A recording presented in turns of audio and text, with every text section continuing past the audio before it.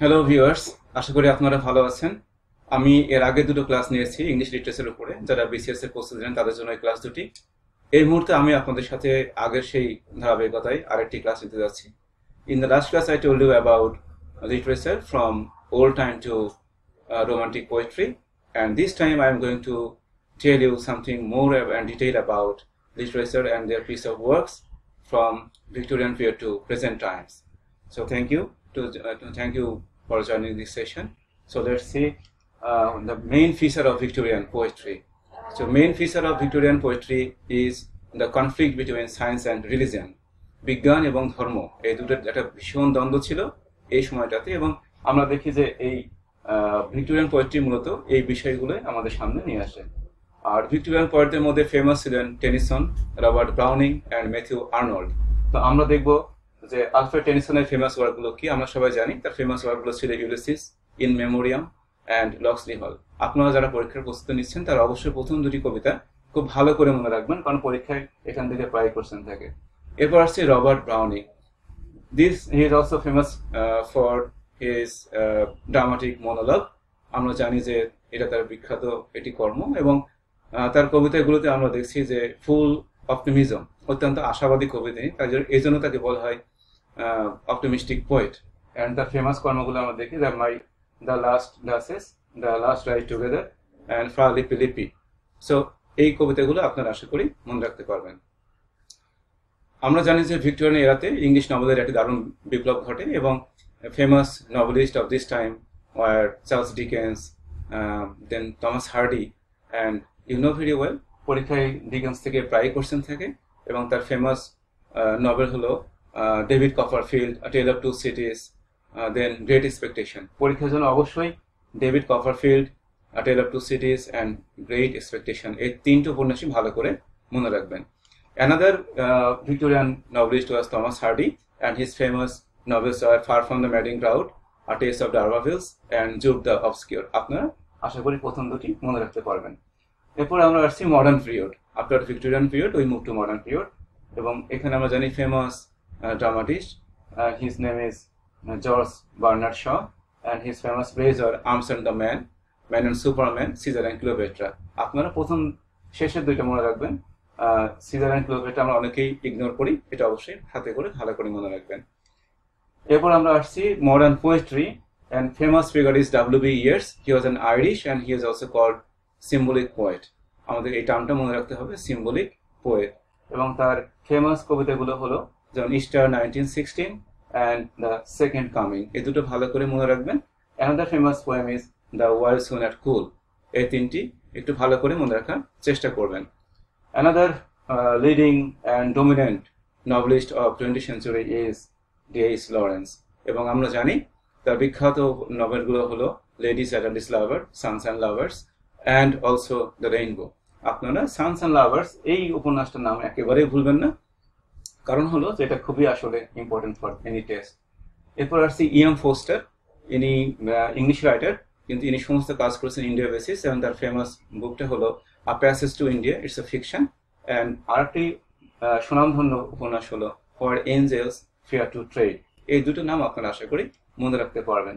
এরপরে আমরা আসছি জর্জ অরওয়েল। এর লেখাগুলো ছিল খুবই অ্যালিগোরিক্যাল, অর্থাৎ প্রতীকধর্মী, এবং তার বিখ্যাত কর্ম হলো animal farm and the shooting and elephant. আপনারা মনে রাখবেন যে শুটিং অ্যান্ড এলিফ্যান্ট এটা সেটিং ছিল বার্মা, রিসেন্ট যেটাকে আমরা বলি মিয়ানমার। এই সেটিংটা পরীক্ষার জন্য একটু ইম্পর্টেন্ট, আপনারা নোটিস করবেন। এরপরে আমরা আসছি James Joyce. He is also an Irish, এবং আপনাদের মনে রাখতে হবে যে জেমস জয়েস অত্যন্ত dominant novelist of the last century. কেন বলা হচ্ছে, এবং তাকে বলা হয় যে he is the best novelist of last 100 years, এটা আপনারা মনে রাখবেন। আর তার বিখ্যাত ফিকশন হলো portrait of the young man as an artist and Ulysses. এই দুইটি নাম আপনারা কখনোই ভুলবেন না। এরপর আমরা আসছি T S. Eliot, the giant figure and giant poet of 20th century, এবং তার বিখ্যাত কবিতা হলো ওয়েস্টল্যান্ড। আপনারা এই পাবলিকেশন ডেটটা মনে রাখবেন 1922। It is very important for test. আমি আগের ক্লাসে আপনাদের বলেছিলাম যে কিছু মেজর ওয়ার্কের আপনারা পাবলিকেশন ডেটগুলো মনে রাখার চেষ্টা করবেন।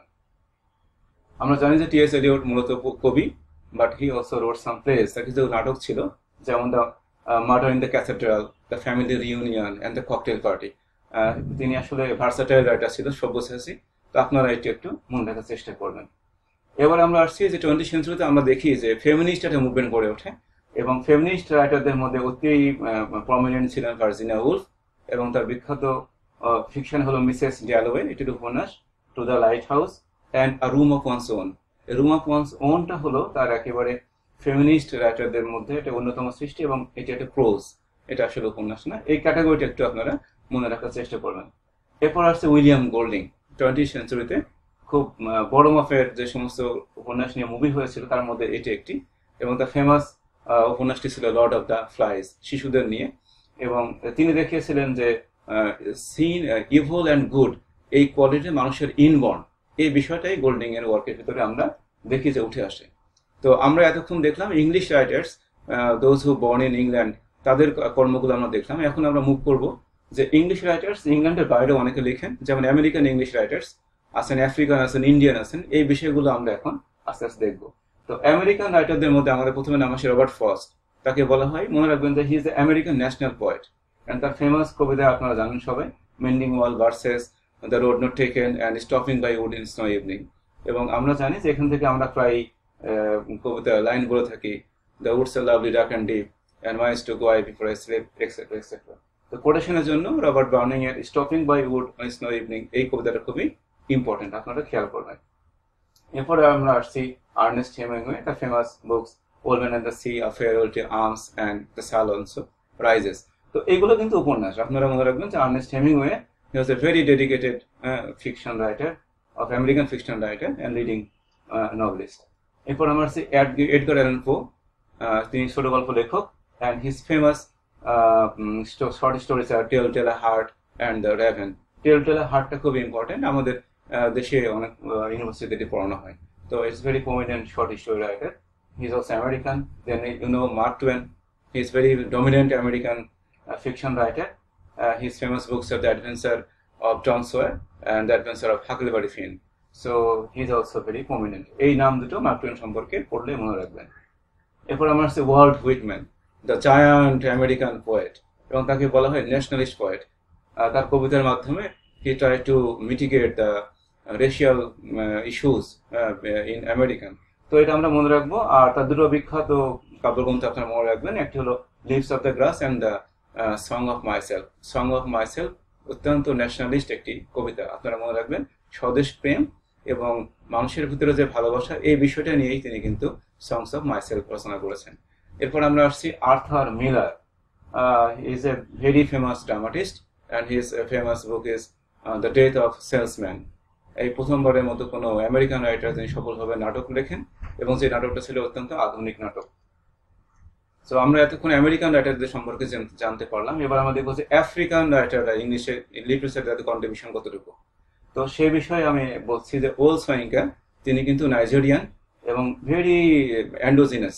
তিনি নাইজেরিয়ান বিষয়গুলো নিয়ে তার নাটকে এনেছেন, এবং তার বিখ্যাত দুটি নাটক আপনারা মনে রাখবেন, dance of the forest and the lion and the Jewel. পরীক্ষায় এর বাইরে আসলে থাকে না, এই দুটো আপনারা খুব ভালো করে মনে রাখবেন। আরেকজন দেখেন চিনুয়া অ্যাশবি, তিনিও অত্যন্ত বিখ্যাত। থিংস ফল অ্যাপার্ট, এখন পরীক্ষায় কোশ্চেন খুলে দেখবেন এই নামটি চলে এসেছে। He is also an African writer. এবার আমরা চলে আসি বাড়ির কাছে, হ্যাঁ, close to us, Indian English writer. আমরা অনেকেই জানি, অনেকে জানি না, কিন্তু this are the very major figures in world English literature. That is VS Naipaul, আপনারা জানেন। তার বিখ্যাত উপন্যাস হলো a house for Mr Biswas, এটা। আর এরপর আমরা আসছি অমিতাভ ঘোষ, যেটা সারা পৃথিবীতে পড়ানো হয় তার লিটারেচার ওয়ার্কগুলোকে। The circle of the season, the shadow lines, the Calcutta chromosome and the glass palace. তো glass palace, the shadow lines, এই দুটো অত্যন্ত মেজর ওয়ার্ক। আশা করি আপনারা এই দুটো মনে রাখার চেষ্টা করবেন। এরপর আসছে আর কে নারায়ণ, স্বামী and friends, the dark room and the English teacher. So the Swami and Friends, The Dark Room and English Teachers, the three books are equally important for your test. আপনারা একটু মনোযোগ দিয়ে পড়বেন, আশা করি মনে থাকবে। এরপরে আমরা আসছি ইন্ডিয়ান ফেমিনিস্ট রাইটারদের মধ্যে অন্যতম লিডিং হলো অরুন্ধতী রায়। তার বিখ্যাত বই আপনারা সবাই জানেন, the god of small thing, এবং তিনি মূলত ইন্ডিয়ান, কিন্তু he is famous English writer. এবার আমরা আসছি আমাদের বাড়িতে বাংলাদেশে। আমরা দেখি বাংলাদেশে কোনো রাইটার আছে কিনা। আমরা জানি we have two writers, one is poet and that is novelist. Our Kausar Hamidul Haq, he is a famous English poet, and his famous two poems are Old on a Lungi. Lungi নিয়ে অনেক সাধারণ কবিতা তিনি লিখেছেন, এবং পুর man eating, এই দুটো কবিতাই সারা পৃথিবীতে টেক্সট হিসেবে পড়ানো হয়। আপনারা এই দুটো মনে রাখবেন। আরেকটি বিষয় হলো Tahmina Anam, recent world literature, তার একটি লিডিং রোল আছে, আপনারা সবাই জানেন, good Muslim, the golden age, etcetera, the famous words. তো অ্যাকচুয়ালি লিটারেচারের এই বিষয়গুলো আপনারা অবশ্যই মাথায় রেখে যাবেন। আশা করি আমাদের 3টি ক্লাস আমরা যে লিটারেচার সম্পর্কে আপনাদেরকে আমি বোঝানোর চেষ্টা করেছি, যে কতগুলো স্পেসিফিক বিষয় আপনারা অবশ্যই জানবেন। আমি যেগুলো বললাম এগুলো না জেনে একেবারেই পরীক্ষার হলে যাবেন না, তাহলে কষ্ট পেতে পারেন। আর ভালো নম্বরের জন্য অবশ্যই ভালো বইটা খুবই দরকার।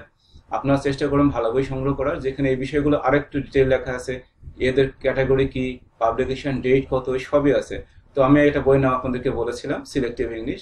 এই বইটি আপনারা পড়লে আশা করি এই লিটারেচার যে 15 মার্কস দরকার, এটা আপনারা সহজে পেয়ে যাবেন এবং আপনারা পরীক্ষাতে অনেক ভালো করবেন। এর পরের সেশনগুলোতে আমি আপনাদেরকে বিসিএস ইংলিশের যে গ্রামাটিক্যাল অ্যান্ড ভোকাবুলারি যে অংশগুলো আছে, সেগুলো নিয়ে আপনাদের সমস্যাগুলো আছেন, আগামী সেশনগুলোতে আমি আপনাদের সাথে স্পেসিফিক গ্রামাটিক্যাল ইস্যুস এবং ভোক্যাবস নিয়ে কথা বলবো। আশা করি আপনারা সেই সেশনগুলো আমার সাথে আছেন, থাকবেন এবং আমাদের এই কর্মকে উৎসাহিত করবেন। Thank you very much to attend this session. Thank you very much.